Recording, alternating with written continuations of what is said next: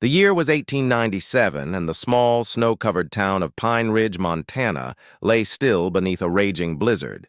The night was cruel and bitter, the kind that bit through fur coats and silenced even the bravest hearts. At the edge of town stood the lonely train station, an aging structure with peeling paint, its windows fogged from the dying warmth inside. The clock above the platform read 11:47 p.m., though time hardly mattered in the storm. On that platform stood Clara Hayes, her figure trembling against the wind. She was wrapped in a thin wool coat, clutching a worn medical bag to her chest. Her once pristine nurse's uniform was now dulled by travel and hardship. Clara had just arrived from Dakota Territory, where she had spent the last 2 years working in a war hospital, tending to wounded soldiers and drifters alike. Her mission had ended abruptly when funding ceased, and the hospital shut down without notice. With nowhere else to go, she had boarded the train west, hoping to find work, a home, or perhaps just a reason to keep moving. But fate had other plans. Halfway through her journey, the train had halted at Pine Ridge due to the worsening blizzard. The conductor announced that no further travel was possible until morning, if the tracks survived the night. Passengers had been offered shelter at a nearby inn, but Clara, low on money and pride, had chosen to wait at the station, believing the storm would pass. It didn't. Hours passed, and the world turned white. The cold crept through her boots, numbing her toes. She tried to warm her hands with her breath, but even that failed. Her body trembled uncontrollably, her teeth clattering as she whispered to herself for courage. "You've survived worse, Clara Hayes. You've seen worse." But the truth was she hadn't. Not this kind of loneliness. Not this kind of cold that seemed to freeze the spirit as much as the flesh. The station's lantern flickered weakly, casting long shadows across the wooden platform. Snowflakes blew through the broken door hinges, settling in her hair like tiny shards of glass. The sound of the wind howling through the valley was her only companion. Somewhere far off, a wolf howled, long and mournful. As Clara sank to her knees on the bench, exhaustion overtook her. Her eyelids fluttered, her breaths grew shallow.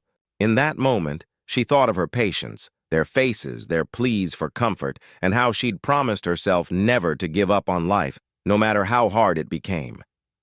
But now, she felt her resolve slipping away with every icy gust.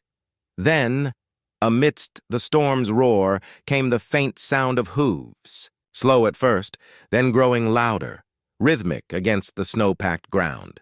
Clara's eyes lifted weakly toward the platform's edge. Through the swirling snow emerged a tall figure on horseback, his lantern cutting through the darkness like a beacon. He was broad-shouldered, wrapped in a thick duster coat, his hat pulled low against the storm. The horse beneath him snorted clouds of steam into the night. When he dismounted, the stranger moved with quiet purpose, his boots crunching on the icy boards. "Miss." His voice was deep and calm, carrying warmth even in the freezing air. Clara tried to speak, but her lips barely moved. He knelt beside her, brushing snow from her face, revealing pale skin and glassy eyes. He recognized the signs of frostbite and hypothermia instantly. He'd seen it before, on men lost in the mountains. Without hesitation, he wrapped his coat around her shoulders and lifted her effortlessly into his arms. "Hold on, ma'am," he murmured, tightening his grip as the wind screamed around them. "You're safe now." Through half-conscious eyes, Clara saw his face, rugged, strong, with eyes as blue as the winter sky. A scar ran along his jaw, and his expression was both fierce and gentle. She didn't know his name yet. She didn't know that he was Colt McAllister, one of the wealthiest cattle ranchers in Montana. All she knew was that the stranger who had appeared out of the storm had just saved her life. And neither of them could have guessed that this frozen night at the Pine Ridge station would mark the beginning of a love story that history would never forget. The storm raged through the night, blanketing the land in endless white. Snow clung to the branches like ghosts, and the wind screamed across the open plains. For most, it was a night to stay indoors, but for Colt McAllister, peace was never found behind walls. He had been riding since dusk, checking on ranch hands and herders stranded across his vast property. Silver Rock Ranch, a stretch of land that spanned miles of rugged Montana wilderness. Once it had been nothing but dust and debt. Now it was the largest cattle empire in 3 territories, a testament to Colt's hard-earned fortune and unyielding will. But wealth had come at a cost. Colt had built his empire not with laughter or family, but with silence and long days under the sun. The townsfolk called him the millionaire cowboy, a man who turned rust into gold and storms into opportunity. Yet behind the admiration lingered whispers of tragedy, of a wife lost to fever 3 winters ago, of a man who hadn't smiled since. His eyes, sharp and blue as a mountain lake, rarely softened. His heart, they said, was as cold as the snows that swept across his ranch. As he guided his stallion, Ranger, through the blinding storm, Colt caught sight of a flicker of light in the distance. It came from the Pine Ridge train station, a place usually abandoned this late at night. He reined in his horse and squinted through the snow. Something about that faint glow tugged at him, a feeling he couldn't name. When he reached the station, the sight that greeted him made his chest tighten. A woman sat hunched on the bench, motionless, half buried in snow. Her coat was threadbare, her face pale beneath the lantern's weak glow. Her lips were blue. For a split second, Colt thought he was too late. "Miss?" His voice broke through the storm, deep and steady. No response. He swung off Ranger and strode toward her. The woman stirred faintly, her eyes fluttering open just enough for him to see the life flickering there. She tried to speak, but no sound came out. Colt brushed the snow from her shoulders, his gloved hand lingering a moment on her neck, searching for warmth. "Damn it," he muttered under his breath, seeing the tremors in her body. "You'll freeze to death out here." Without hesitation, he pulled off his heavy sheepskin coat and wrapped it around her small frame. Then, lifting her into his arms as if she weighed nothing, he turned toward Ranger. The horse stamped anxiously, sensing the storm's fury. Colt mounted with her cradled against his chest, his arms secure around her as he urged Ranger onward. "Hold on, miss," he whispered close to her ear. "We're headed home." The journey back to Silver Rock Ranch was treacherous. The snow blinded them and icy gusts tore through Colt's hat and scarf. Yet he pressed on, guided by instinct more than sight. Every few minutes he'd glance down at her, checking that her eyes were still fluttering, that she still breathed. Each breath she took felt like a promise he couldn't afford to break. At last, through the curtain of snow, the dark outline of his mansion appeared. The great stone house stood atop a hill, its windows glowing like beacons in the storm. As he approached, a ranch hand swung open the door, eyes widening at the sight of his boss carrying a half-frozen woman. "Get the fire going, now," Colt barked. "And bring hot water, blankets, whatever you can find." He carried Clara inside, straight to the hearth where flames roared against the cold. The warmth hit her skin, drawing a faint moan from her lips. Colt set her down gently on a fur rug, his coat still around her shoulders. Her lashes fluttered, and for the first time she spoke, a whisper barely audible. "Thank you." "Sir." Her voice, fragile yet graceful, stirred something deep in Colt's chest. He knelt beside her, meeting her gaze for the first time. Her eyes, gray with a hint of green, were filled with exhaustion and quiet courage. "You're safe now," he said softly, the storm's howl fading beyond the thick stone walls. As the firelight danced across their faces, the unlikeliest of meetings settled into silence. A millionaire cowboy and a destitute nurse, 2 strangers drawn together by fate and a blizzard. Neither of them could know that this storm, which nearly claimed her life, would soon become the spark that changed both of theirs forever. For Colt McAllister, who had long believed love was buried with his past, the night's rescue was supposed to be an act of kindness. But as he looked at the woman before him, fragile yet fierce even in her weakness, he felt something shift deep inside. It wasn't just pity. It was recognition. Something in her eyes reminded him of what it meant to be alive. The wind outside Silver Rock Ranch howled like a beast in pain, slamming against the windows and whistling through the cracks of the grand stone walls. But inside, the warmth of the great hearth spread slowly, pushing back the chill that had nearly taken Clara Hayes's life. The room glowed in shades of amber and gold, casting long, flickering shadows across the walls lined with hunting trophies, leather chairs, and shelves filled with old ledgers. Clara lay wrapped in thick wool blankets on a couch near the fire. Her eyes opened to the soft crackle of burning logs and the faint scent of pine and smoke. For a moment, she couldn't remember where she was. The last thing she recalled was the icy platform, the sound of hooves, and the deep voice calling to her through the snow. Then she heard it again. That same voice, low and steady. "Easy now, miss. You're safe." She turned her head weakly toward the man who had saved her. He stood a few feet away, hanging his snow-drenched hat by the door, his tall frame silhouetted against the firelight. His shirt clung to his broad shoulders, damp from melted snow, and a faint steam rose from his coat where it hung near the hearth. Clara's heart gave a faint, startled flutter. The stranger's presence filled the room, commanding without a word. "Where am I?" she managed to whisper. "You're at Silver Rock Ranch," he said, approaching her. "Name's Colt McAllister." "Colt," she repeated softly, tasting the name as though it might ground her in reality. "You brought me here?" He nodded. "Found you half frozen at the station. No one should have been out there tonight." His tone was gruff but not unkind. He pulled up a chair beside her, his blue eyes studying her face carefully, as if making sure she'd stay conscious. Clara tried to sit up, but the sudden rush of dizziness made her wince. Colt's hand shot out instinctively, steadying her by the shoulder. His touch was firm yet gentle. "Easy," he said again. "You're still weak. You'll need rest before you can stand." The simple kindness in his words unsettled her more than the cold ever could.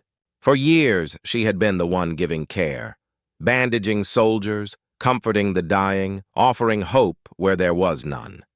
No one had cared for her in return. I can't stay," she said quietly, her pride flickering to life. "You've done more than enough, Mr. McAllister. I don't wish to impose." Colt arched an eyebrow, crossing his arms. "Impose? You'd have frozen stiff if I'd left you there. You'll stay till you're strong enough to ride again. That's not up for argument." His voice carried the finality of a man used to being obeyed. Yet beneath that steel was something else, a quiet protectiveness she couldn't quite name. Clara's gaze wandered around the room. It was vast and beautiful, yet oddly empty, as though time had stopped within its walls. No laughter, no signs of a family, only the soft ticking of a clock and the hum of the fire. "Do you live here alone?" she asked after a pause. Colt hesitated. His jaw tightened, and he looked toward the flames. "Mostly. My ranch hands stay in the bunkhouse. The housekeeper's gone for the winter." She sensed the weight behind his words, the loneliness he didn't want to admit. Silence filled the space between them. Only the fire spoke, crackling softly. Then Clara, her instincts as a nurse returning, noticed a faint red mark across his hand.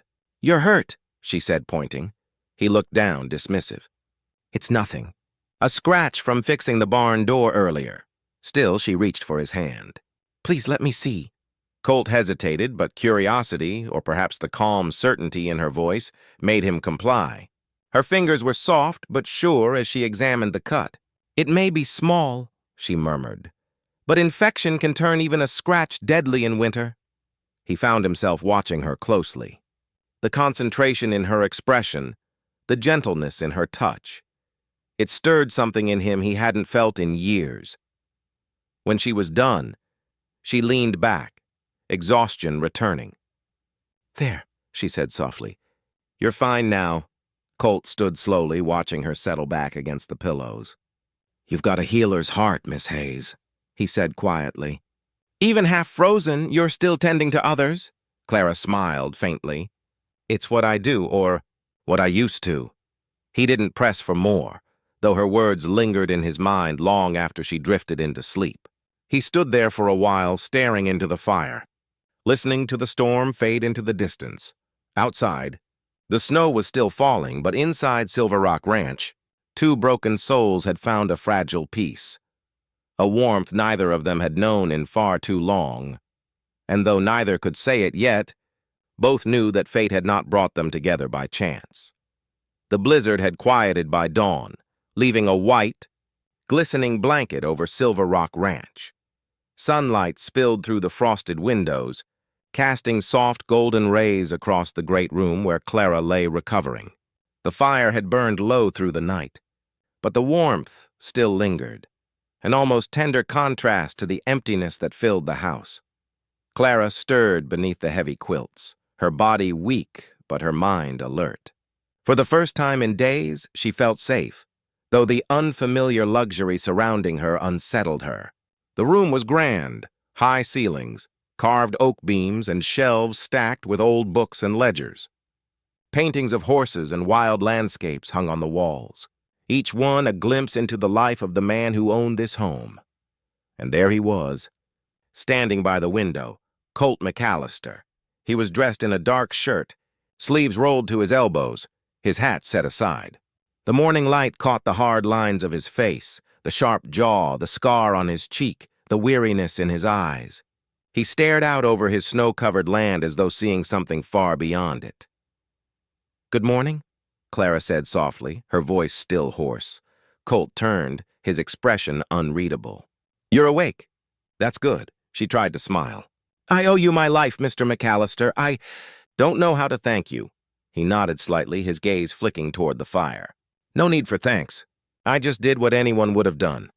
But Clara could tell from the tone of his voice that he didn't believe his own words. Few men would have ridden through a storm to check an abandoned station. Fewer still would have carried a stranger home. Silence settled between them, thick, awkward, filled with things unsaid. Clara could hear the faint ticking of the mantel clock, the crackle of the fire, and the distant call of crows outside. She tried to break the stillness. "You live here alone?" she asked carefully. Colt hesitated, then gave a curt nod. "Mostly. The hands work the ranch, but the house is mine alone." There was no pride in his tone, only resignation. She sensed that solitude wasn't his choice, but his punishment. His eyes, for all their strength, carried a shadow that spoke of loss.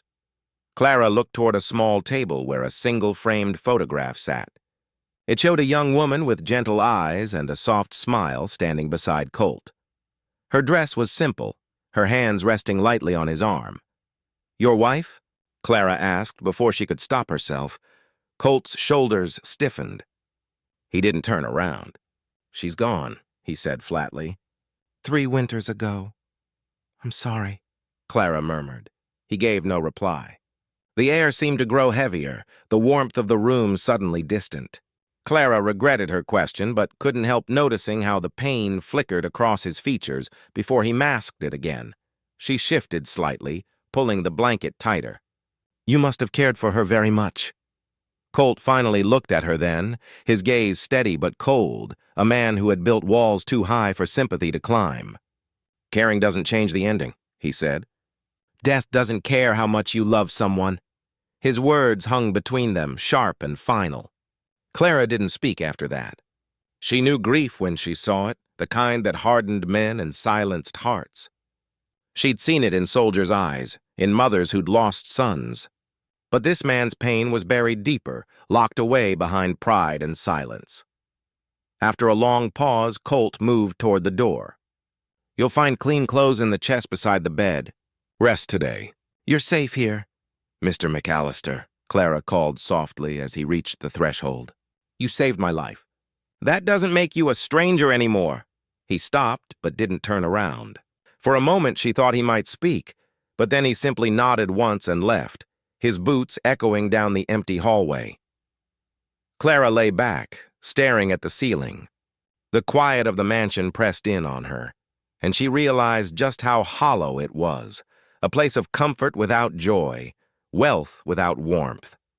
She wondered what kind of man Colt McAllister truly was beneath the silence. Outside, the storm had passed, but inside Silver Rock Ranch, another kind of storm brewed, one made not of wind and snow, but of emotions long buried and hearts unwilling to trust. And though neither would admit it yet, both Colt and Clara sensed that their fates had become quietly entwined, 2 wounded souls forced under the same roof, destined to either heal each other or reopen every scar they'd tried to forget. The fire crackled softly, its glow reflecting in her tired eyes. Clara whispered to herself, "He saved me from the storm. But what if he's trapped in one of his own?" The storm had passed, leaving the Montana plains glittering beneath a pale sun. Snow sparkled like powdered glass over the fences and hills that stretched from horizon to horizon. Inside Silver Rock Ranch, life began to move again. Cowhands shoveling snow, horses stamping steam into the frosty air, and the scent of strong coffee wafting through the house. Clara Hayes, now dressed in a borrowed wool dress and thick shawl, stepped carefully down the staircase. Her body was still weak, but her spirit felt lighter. For the first time in weeks, she was warm, fed, and alive. Every step reminded her of the man who'd saved her life. The mysterious, silent Colt McAllister. She found him in the dining hall, seated at a long oak table, a newspaper unfolded beside his coffee cup. He looked up briefly as she entered, his expression as guarded as ever. "You should still be resting," he said. "I've done enough resting," Clara replied with a faint smile. "I thought it was time I earned my keep." Colt's brow furrowed. "You don't owe me anything." "Perhaps not," she said, lifting her chin. "But I can't just sit idle while others work. It's not in my nature." Before he could answer, the front door burst open, and a ranch hand stumbled in, clutching his arm. Blood soaked through his torn sleeve. "Boss! Pete's horse spooked and threw me into the fence." Clara's instincts took over. She hurried forward, her nurse's bag, rescued from the train station, clutched in her hand. "Lay him down by the fire," she ordered. The men obeyed instantly, surprised by the sudden authority in her voice. Colt watched as Clara knelt beside the wounded man. Her hands moved quickly and confidently. She cleaned the gash with boiling water, tore a strip of cloth to bind it, and spoke to the injured rancher in a calm, steady tone. The room fell silent but for the sound of her voice, gentle, reassuring, professional. "There now," she said when she was done. "You'll keep that arm, but no riding for a week." The ranch hand grinned through the pain. "You're an angel, miss?" Clara smiled faintly. "Just a nurse." From across the room, Colt's eyes never left her. There was something mesmerizing about the way she worked, focused, selfless, unshaken by blood or pain. It reminded him of someone he used to know, himself, before the grief, before he'd walled himself off from the world. When the injured man was carried off to rest, Clara rose, wiping her hands on a towel. She turned to find Colt still watching her. "You've got experience," he said quietly. "Yes, I trained in Dakota," she replied.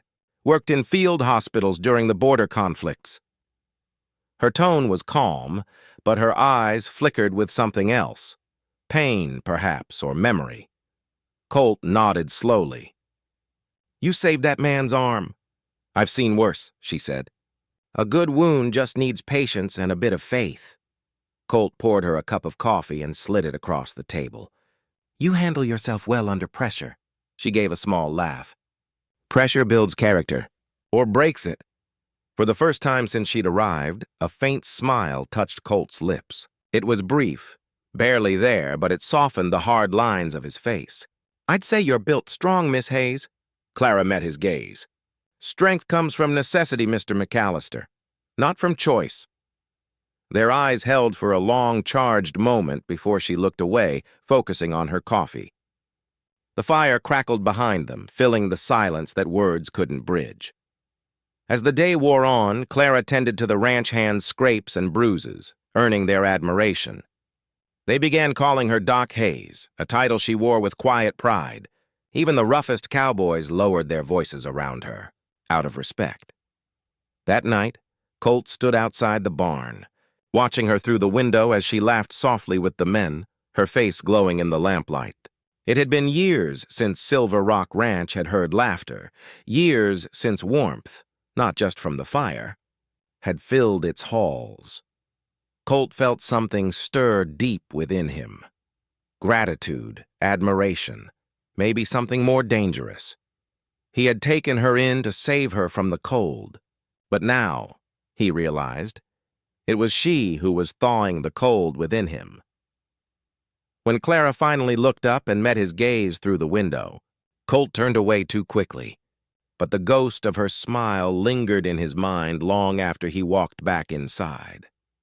That night, as he sat by the fire alone, he whispered to himself, "She's bringing life back to this house, and I don't know if I'm ready for it." Outside, the snow melted on the rooftops, and for the first time in a long while, Silver Rock Ranch felt alive again.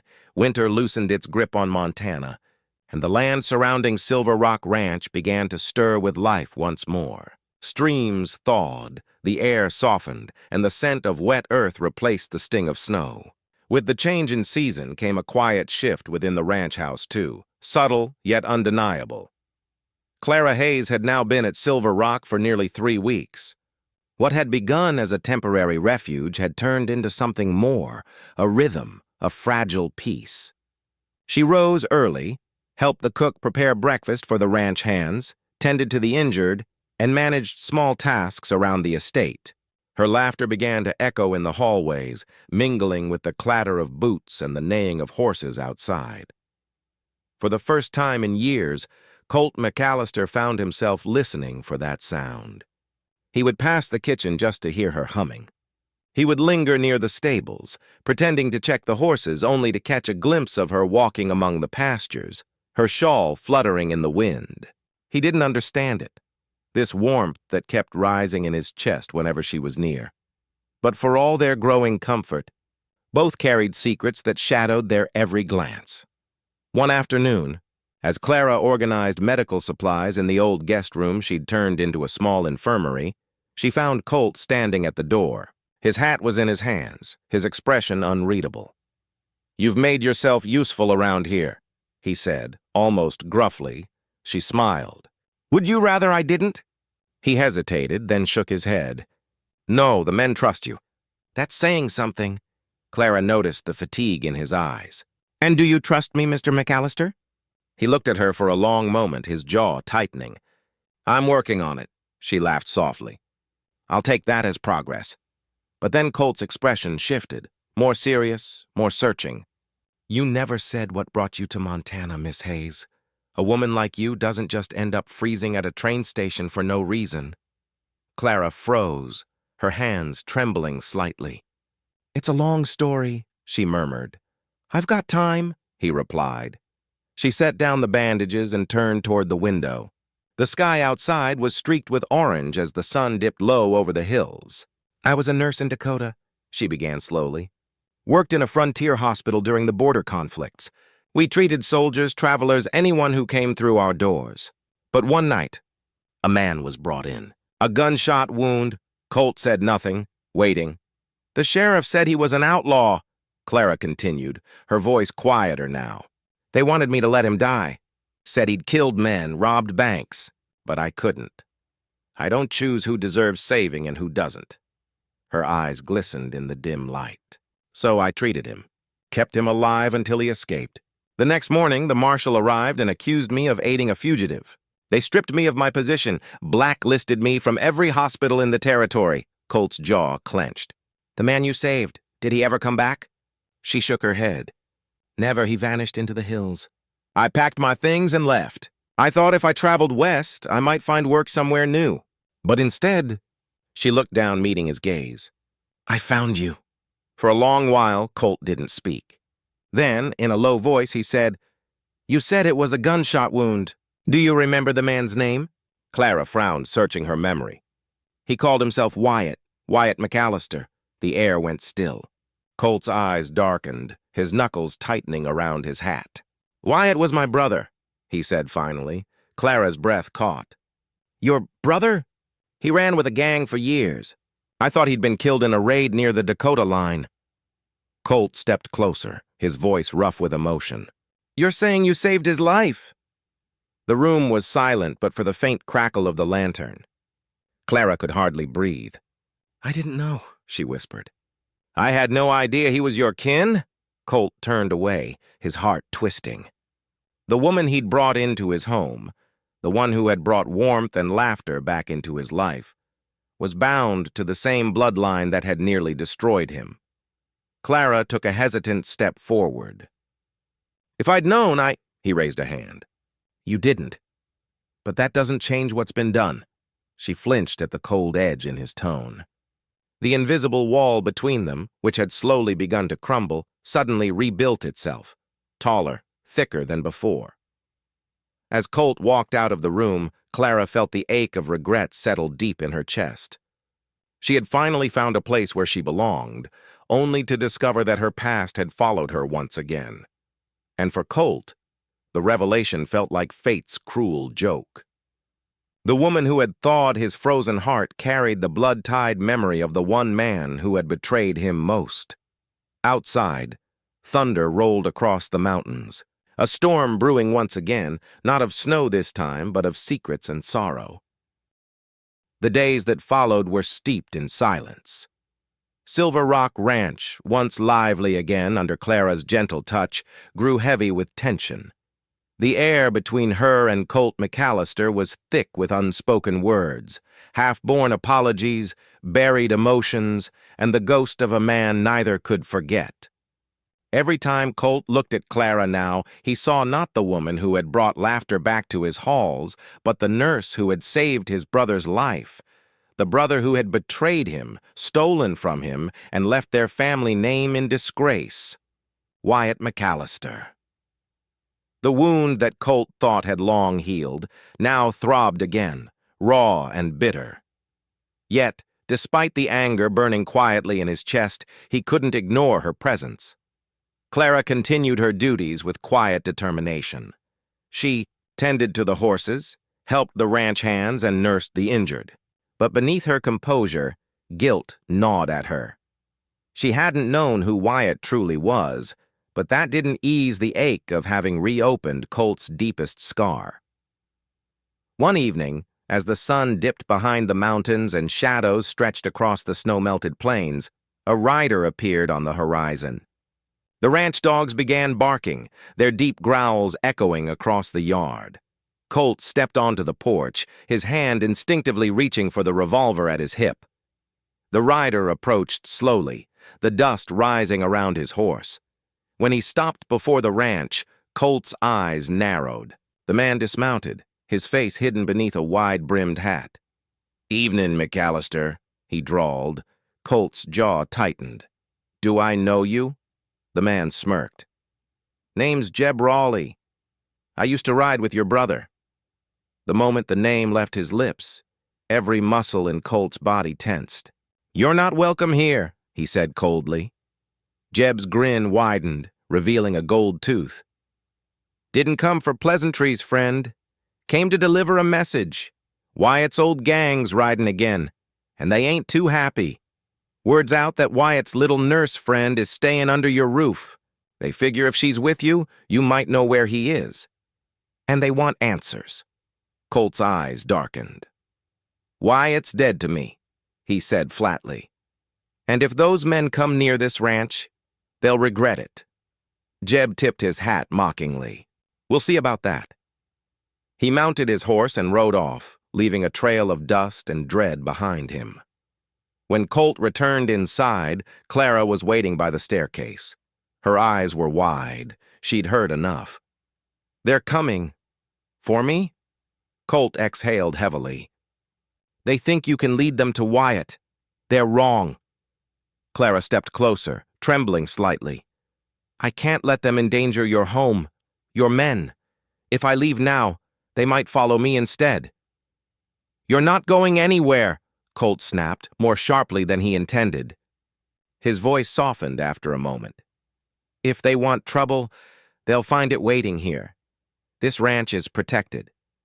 She looked up at him, her voice trembling. "You'd fight for me? After everything?" Colt met her gaze, the cold blue of his eyes melting into something raw and fierce. "You saved men's lives, Clara, even my own when you walked into this house. Whatever my brother did, it ain't your sin to carry." The sincerity in his words made her chest tighten. For a brief moment, the wall between them cracked again. That night, the ranch prepared for trouble. Colt doubled the guards, checked the rifles, and ensured every man knew his post. The storm clouds gathering over the hills mirrored the unease in his heart. Clara, unable to sleep, found him outside near the corral, oiling his revolver by lamplight. "You don't have to do this," she whispered. He looked up. "I do. Because they'll come for what they think is weakness, and I don't let anyone under my roof go undefended." Their eyes met, the air between them heavy with something unspoken. Gratitude. Fear. A love neither dared name. "Colt," she said softly, "if your brother ever finds his way back, would you forgive him?" He paused, the question cutting deep. "I don't know," he admitted. "But I know I wouldn't let his ghosts take you from me." The wind rose around them, carrying the scent of rain.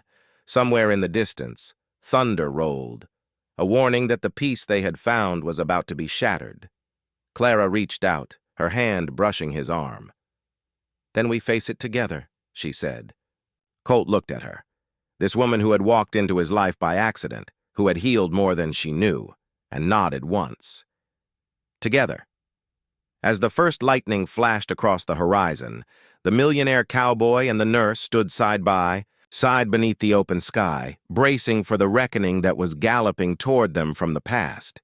The night came heavy with storm clouds, draping Silver Rock Ranch in a restless gloom. Wind whistled through the eaves, rattling windows and stirring the lantern flames that flickered against the walls. Colt McAllister stood at the window of his study, watching the horizon. The faint rumble of thunder rolled like distant hooves, a sound too eerily familiar to put his mind at ease. He'd sensed it all day, the uneasy quiet among the men, the skittishness of the horses, the air charged with the kind of tension that precedes trouble.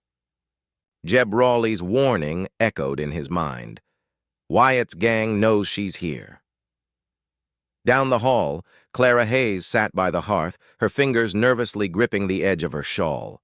The fire's glow brushed her face in soft golds, but her eyes betrayed the storm raging inside her. Every crack of thunder made her flinch. Every creak of the old house sent her heart racing. When Colt entered, his boots silent on the wooden floor, she looked up at him anxiously. "Are they coming?" "Not sure yet," he said, though he knew better. He'd lived through enough ambushes to recognize when one was brewing. "But I won't take chances." He handed her a small pistol.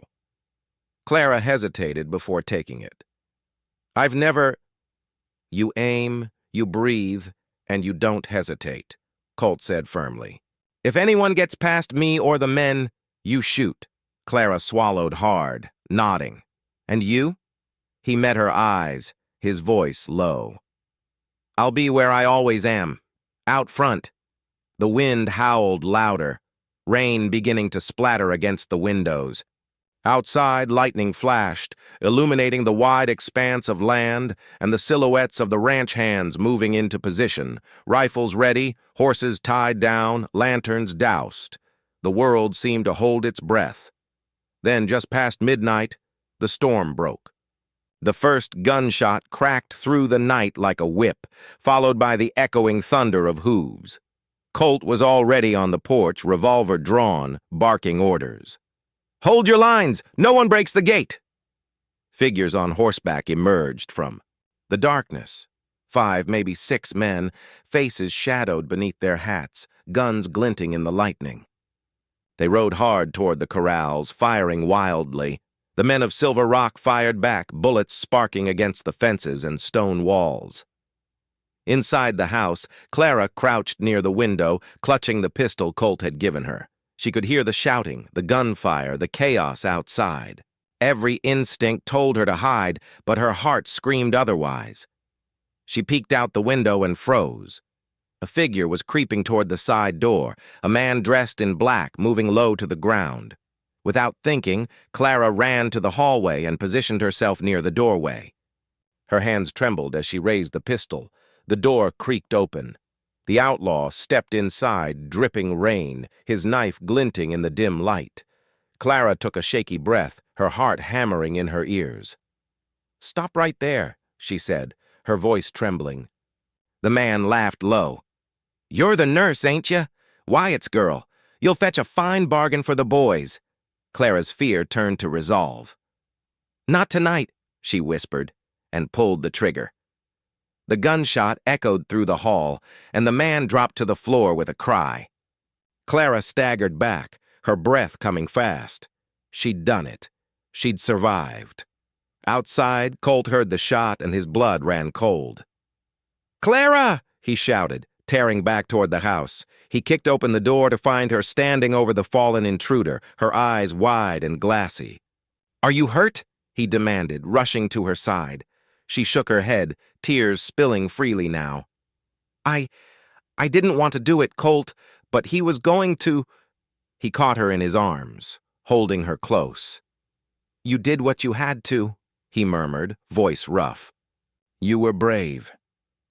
The battle outside raged for another half-hour before the remaining raiders fled into the storm, leaving behind the broken gates and the bodies of their fallen. When silence finally fell, only the wind and rain remained. Colt stood on the porch again, soaked to the bone, his arm still around Clara. The ranch was battered but still standing. The men had survived, and so had she. "Is it over?" Clara whispered. "For now," he said quietly, scanning the horizon. But this was no random attack. "They wanted you, Clara, and if Wyatt's alive, they'll keep coming." She looked up at him, fear flickering in her eyes. "Then what do we do?" He turned toward her, his expression hardening with determination. "We find him first." In that moment, beneath the fading storm, a new resolve took shape between them, not just to survive, but to uncover the truth behind the shadows that haunted them both. For the first time, they weren't just rancher and nurse. They were allies bound by danger and perhaps something far deeper.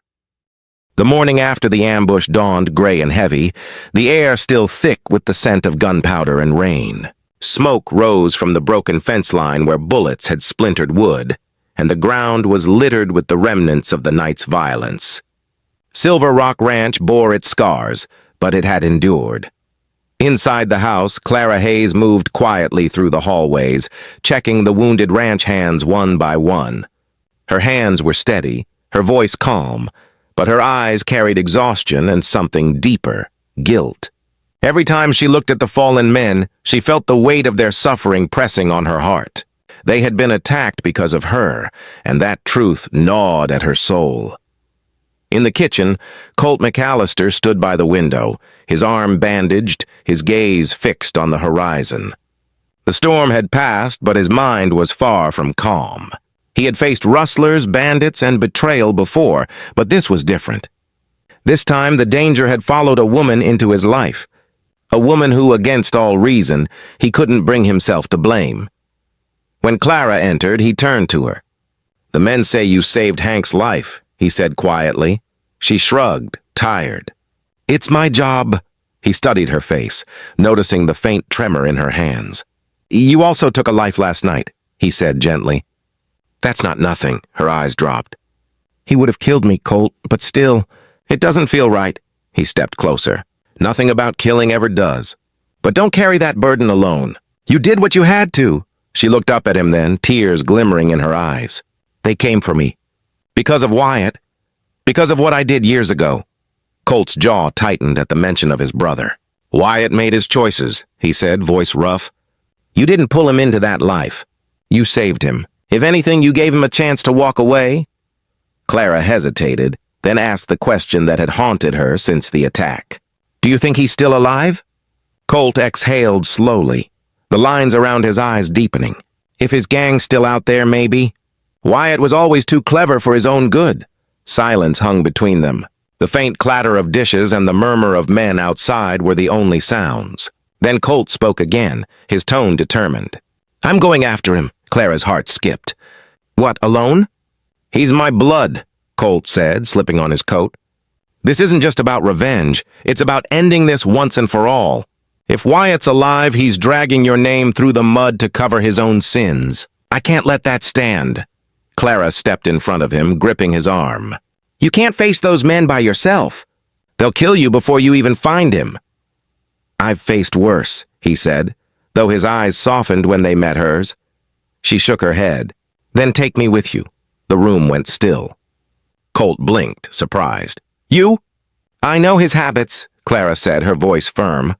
"I treated him. I remember things he said, places he wanted to run to, people he trusted. If we're going to find him, you'll need me." He stared at her for a long moment, torn between instinct and emotion. Finally, he sighed. "You've got a wild heart for a nurse." She smiled faintly. "Maybe it's your fault." A ghost of a grin tugged at his lips. "All right then.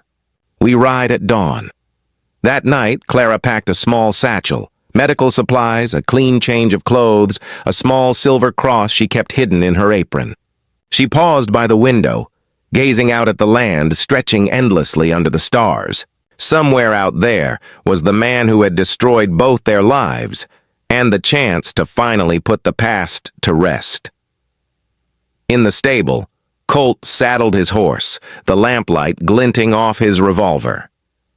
His thoughts were tangled, a storm of anger, duty, and something gentler he couldn't quite name. Clara had become more than just a guest.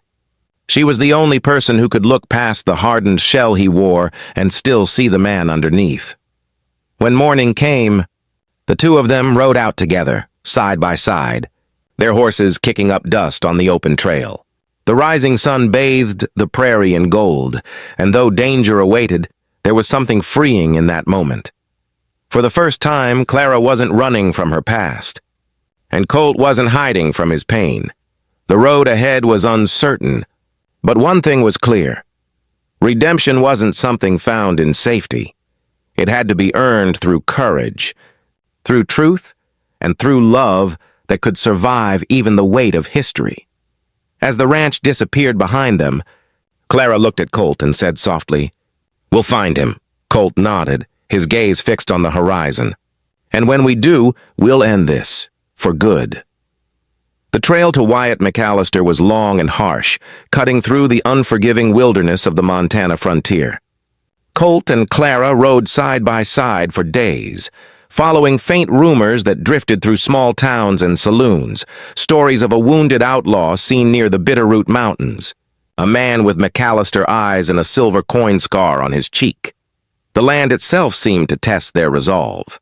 Bitter winds swept across the plains, and nights were so cold that Clara often found herself huddled near the campfire, wrapped in Colt's spare coat. Yet even amid the hardship, there was a strange sense of peace between them, a quiet understanding forged in danger and shared purpose. Colt spoke little, his jaw always set, his thoughts heavy. Clara knew he carried the weight of more than just a brother's betrayal. There was guilt, too, over things unsaid, over chances lost. She longed to ease that burden, but every time she tried, he would retreat behind his stoic silence. One evening, as they camped near a ridge overlooking the valley, Clara finally asked, "What happened between you and Wyatt, Colt? You've never told me." Colt stared into the fire, the flames reflecting in his eyes. "He was younger," he began slowly. "Always restless, always chasing a faster dollar. When our father died, the ranch passed to me. Wyatt felt cheated, said I took what was his by right." Clara listened quietly, her heart aching at the pain in his voice. "He wanted quick riches," Colt continued. "Joined a gang running cattle and robbing payroll wagons. I tried to talk sense into him, but he wouldn't listen. The last time I saw him, he rode off with my horse, my gun, and my mother's locket.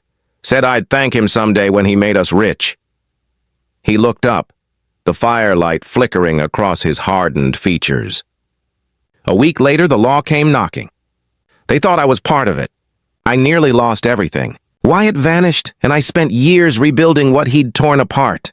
Clara's chest tightened. "And now, he's drawn them back to you." "Seems the McAllister name still casts a long shadow," Colt said bitterly. Before she could respond, a twig snapped in the darkness. Both reached for their weapons. Colt rose silently, motioning for Clara to stay low. From the edge of the trees, a figure stepped into the light, unshaven, limping, his clothes ragged. "Don't shoot," the man croaked, raising a trembling hand. Clara gasped. She knew that voice. "Wyatt," Colt said flatly. His brother looked older, hollow-eyed, but unmistakable. "Colt, you found me," Wyatt said with a weak laugh that dissolved into a cough. Colt didn't move. "Didn't take much. You left a trail of bodies clear across the territory." Wyatt winced. "I didn't mean for it to go this far. The gang, they turned on me. Said I'd let 'em into a trap. I barely got out alive." His eyes darted toward Clara. You're the nurse. You saved me once." Clara stepped forward cautiously. "And you nearly destroyed me for it." Wyatt looked down, shame flickering across his features. "I never meant for you to pay for what I did. I thought if I disappeared, it'd die down." Colt's voice was cold steel. "Instead, your ghost came knocking at my door. Men died on my land because of you." Wyatt met his brother's gaze, desperation in his eyes. "You think I don't know that? I've been running from them ever since. Jeb Raleigh wants me dead, Colt. He wants all of us dead. He's the one who's been pulling the strings." Clara's pulse quickened. "Jeb Raleigh, the man who came to the ranch?" Wyatt nodded weakly. "He used me. Said we'd make a fortune robbing the Union Pacific line. But when the job went bad, he blamed me and took everything. He's got men hunting me now. I came here because I had nowhere else to go." Colt's expression didn't soften. "You expect me to believe you?" Wyatt's voice broke.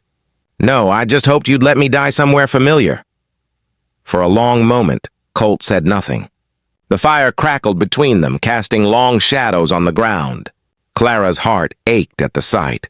Two brothers torn apart by pride, blood, and betrayal. Finally, Colt lowered his gun, though his tone stayed sharp. "You're not dying yet."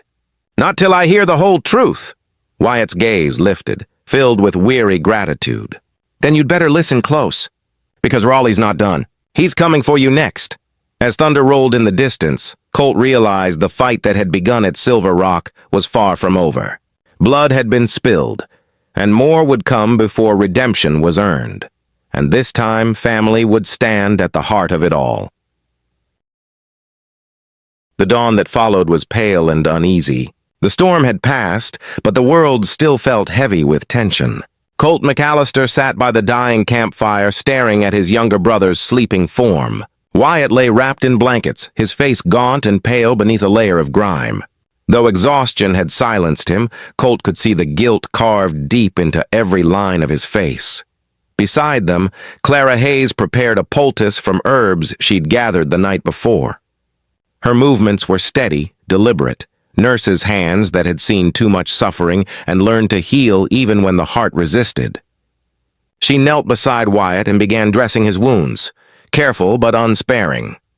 "He's weak," she said softly. "Lost a lot of blood. He won't make another journey without rest." Colt frowned. "Then we head back to Silver Rock." Clara's gaze lifted to his.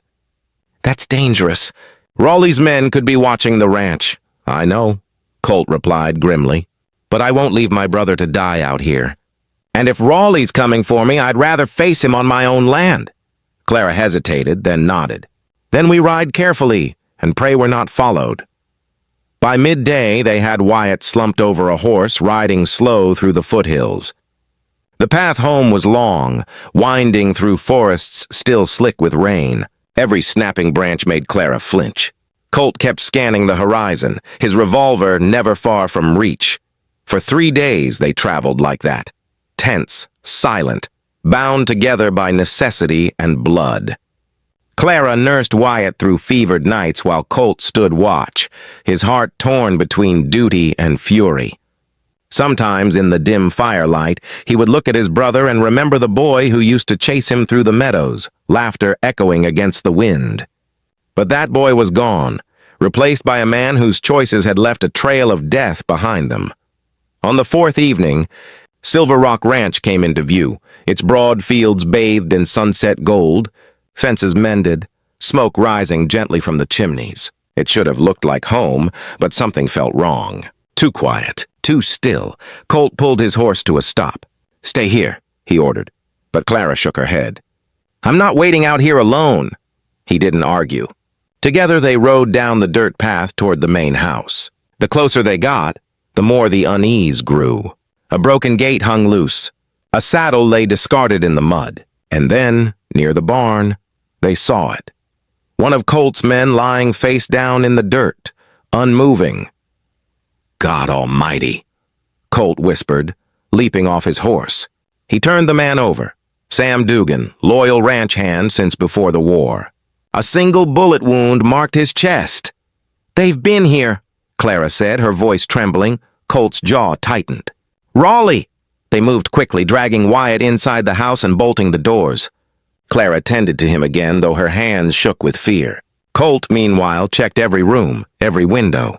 The ranch had been ransacked, papers scattered, cupboards overturned. Whoever had come hadn't just wanted loot. They'd been searching for something, or someone. When Colt returned to the parlor, Clara was sitting beside Wyatt's bed, brushing damp hair from his forehead. "He keeps muttering in his sleep," she said quietly. "Something about a ledger. About Raleigh finding it first." Colt's brow furrowed. "Ledger?" Wyatt stirred weakly, his voice barely audible. "Raleigh, the ledger. Proof of everything. He wants it gone." Colt leaned closer. "What ledger, Wyatt?" Wyatt's eyes opened, unfocused. "Payroll records. Names, dates, evidence that could hang him twice over. I took it before the job went south. It's hidden in the old barn at Silver Rock." Clara and Colt exchanged a glance. The barn. That explained why the place had been torn apart. Raleigh's men were searching for it. "Stay with him," Colt said, grabbing his rifle. "I'm checking the barn." "Be careful," Clara whispered. He pushed into the night, his boots sinking into the damp earth.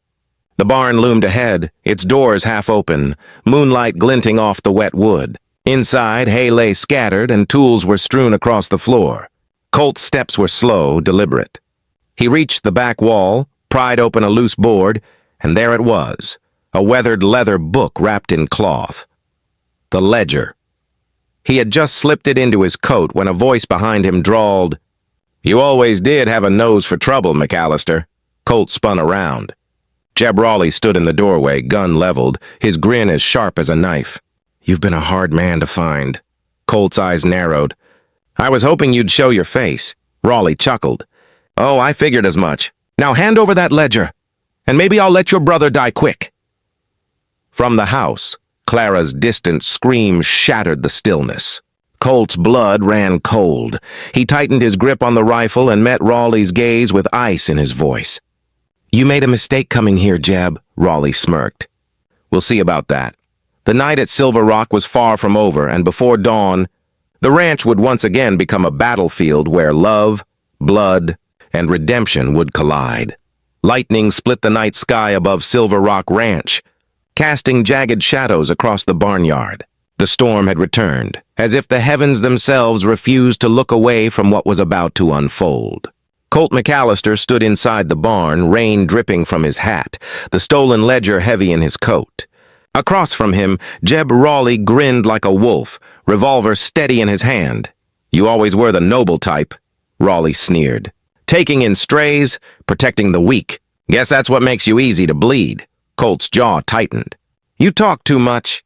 A flash of lightning illuminated the man's scarred face, the gleam of gold on his tooth.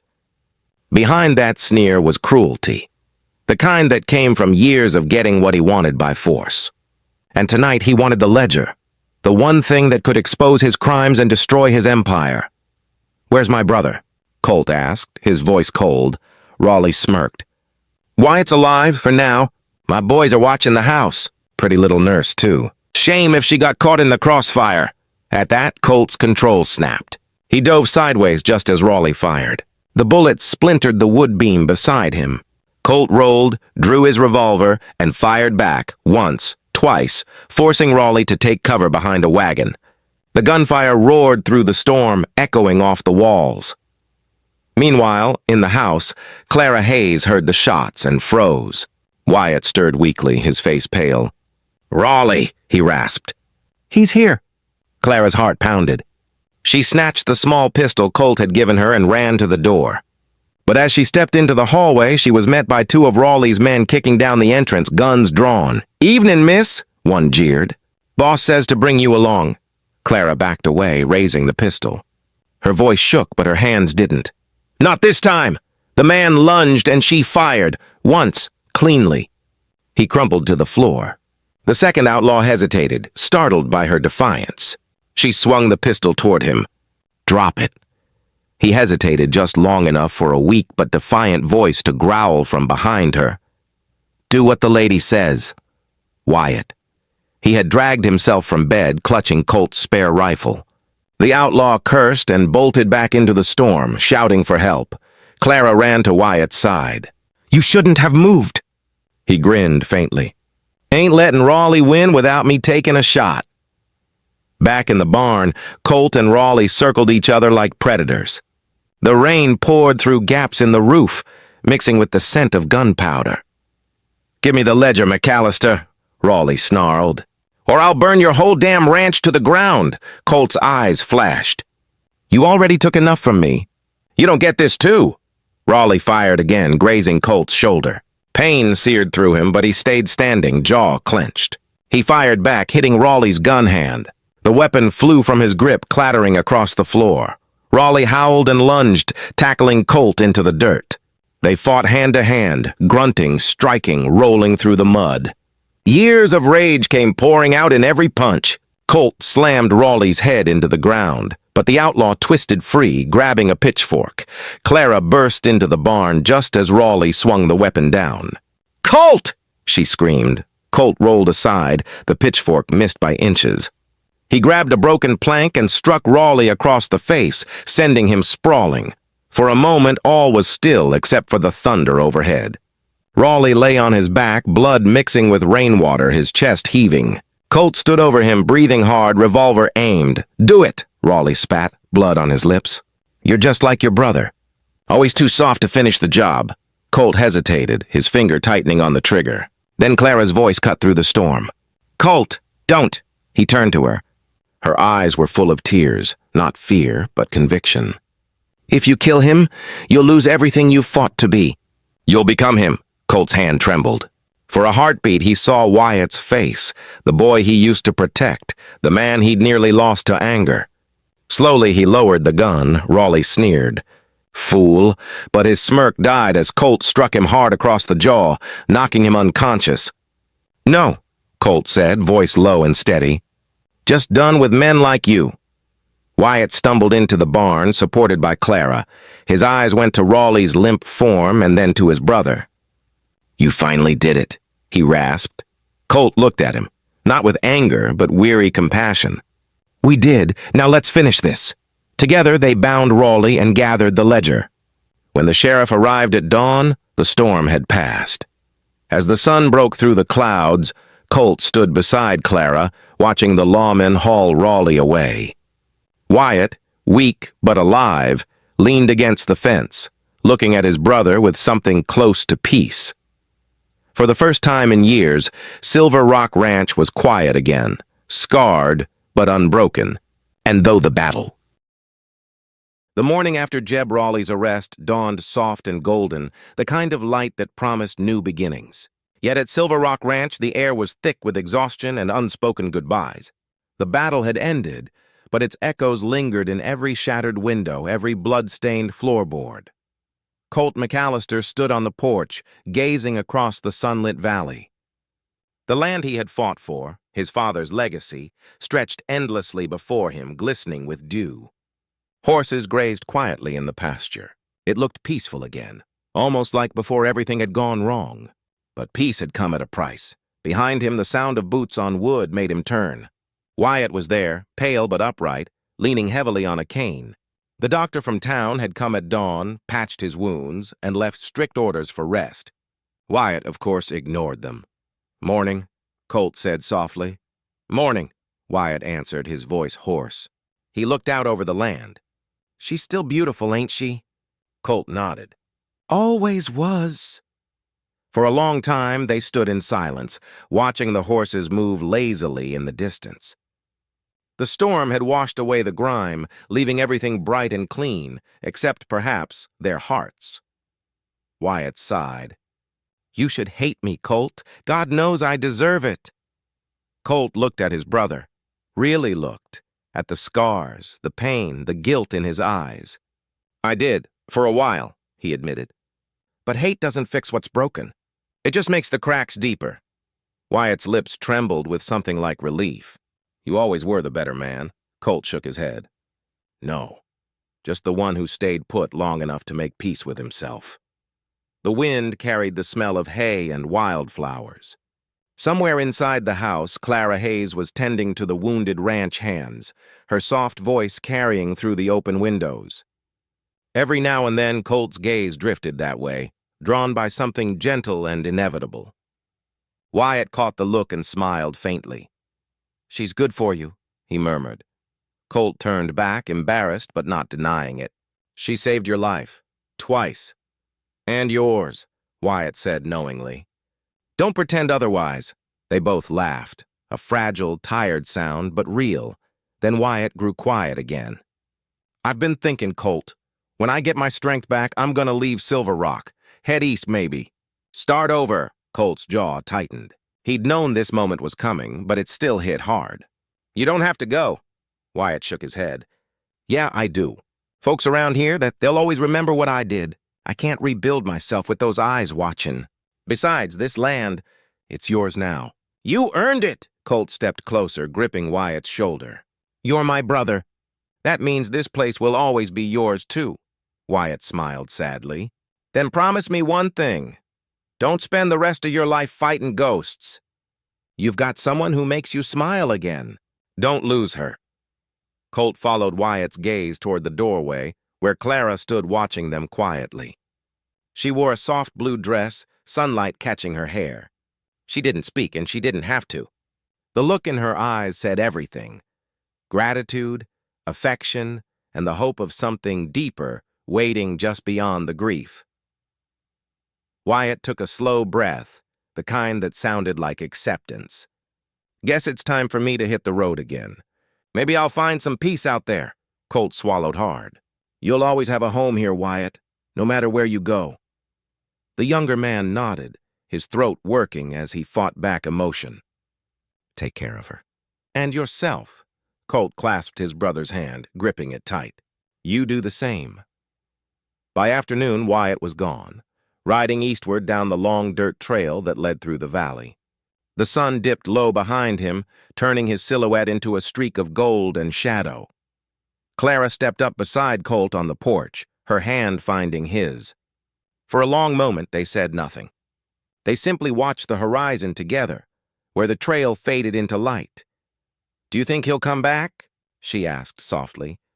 Colt's voice was steady, though his heart ached. "Someday. When he's ready." The ranch was quiet again, the world breathing easy. The brothers had finally said what needed saying, and in doing so, they'd begun to heal more than old wounds. They'd healed their souls. As the first stars began to appear, Clara leaned against Colt's shoulder. The battle was behind them, and ahead lay a new kind of life, one built not on vengeance or guilt, but on love, forgiveness, and the promise of brighter days. And for the first time in years, Colt McAllister allowed himself to believe that peace was not just possible, it was already here. Spring came early to Silver Rock Ranch, painting the fields in soft greens and wildflowers. The snow that had once trapped Clara Hayes at the train station was now just a memory, and the land that had nearly been lost was alive again, thriving under Colt McAllister's steady hand. 3 months had passed since Wyatt's farewell. Letters arrived from time to time, brief, humble updates from distant towns. He spoke of honest work, of rebuilding his name, of finding peace in the small, quiet places between one sunrise and the next. Colt always read those letters twice before tucking them away, proud of the man his brother was finally becoming. But today wasn't about the past. Today the ranch buzzed with quiet anticipation. The air smelled of fresh bread, new paint, and lilacs. The barn had been mended, fences rebuilt, and every ranch hand wore their cleanest shirt. Something big was coming. Clara stood by her bedroom window, heart fluttering as she pinned a white ribbon into her hair. She had faced war, hunger, and bitter storms, but nothing felt quite as terrifying or wonderful as this. Down below, she could see Colt saddling his horse, straight-backed and handsome in a crisp white shirt and vest. He looked every inch the man she had come to love, strong, loyal, and steady as the earth beneath their boots. When she first met him, he'd been a stranger wrapped in pride and sorrow, a man haunted by loss. She had been nothing but a nurse passing through, trying to outrun her own grief. Neither of them had expected to find something so rare, something worth staying for. Now, as she fastened the final button on her dress, she smiled softly. That stormy night at the train station had changed everything. What began as an act of kindness, saving a freezing woman from the cold, had become the start of a love story that would echo through generations. Down by the chapel on the edge of the ranch, a small gathering had formed. Townsfolk from Silver Rock, old friends, ranch hands, and neighbors, all had come to witness the union of two souls who had endured more than most. The local pastor stood waiting, Bible in hand, as sunlight poured through the open doors. When Colt saw Clara walking toward him, the world seemed to pause. The wind softened. The horses in the pasture turned their heads. Every heartbeat in his chest felt like a prayer. She walked barefoot down the simple aisle, white dress brushing against the dusty wooden floorboards, her smile radiant yet shy. When she reached him, he took her hands in his, calloused palms meeting soft skin. "You sure you want a man like me, Clara Hayes?" Colt teased gently, though his voice trembled. She smiled up at him.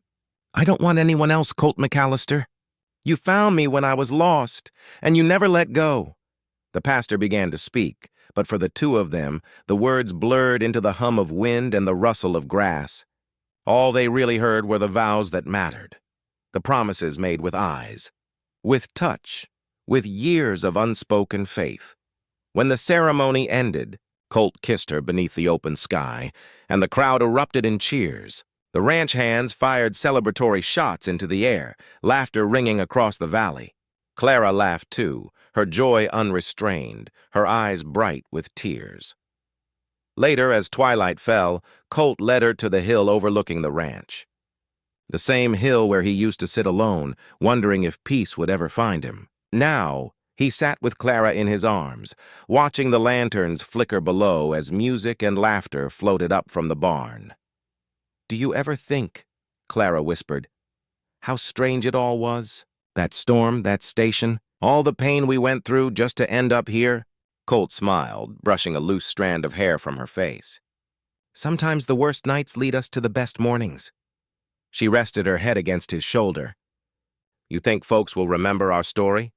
He looked down at her, his expression soft. "Maybe they will. But even if they don't, what matters is that we lived it." The stars emerged above them, bright and endless. The world was quiet, save for the distant sound of fiddles and laughter. Silver Rock was alive again, its legacy not of blood or bitterness, but of love that endured through storms, betrayal, and redemption. Years later, people in Silver Rock would still tell the tale of the millionaire cowboy who found a freezing nurse at a train station, the woman who thawed his heart, and the love that rebuilt not just a ranch, but two broken lives. They called it the love story that made history. But to Colt and Clara McAllister, it was simply life, raw, imperfect, and utterly beautiful. Hand in hand beneath the stars, they whispered the same promise they'd made the night their journey began. Whatever the storm brings, we'll face it together. And this time it wasn't just hope. It was forever.